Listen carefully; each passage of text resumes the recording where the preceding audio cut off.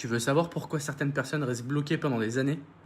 Depuis la naissance, on reçoit une programmation, donc des croyances sur ce qui est dangereux, sur ce qui est possible, pas possible, et sur ce qu'on mérite. Et si cette programmation elle est mal calibrée, chaque situation difficile devient une catastrophe.